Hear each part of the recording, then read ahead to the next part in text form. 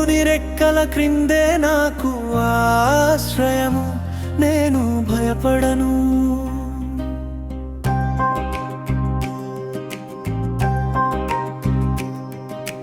చీకటిలో సంచరించు తెగులునకైనను నేను భయపడను. మధ్యాహ్నము పాడు చేయి రోగమునకైనను నేను భయపడను. భయపడను, నేను భయపడను. దేవుని రెక్కల క్రిందే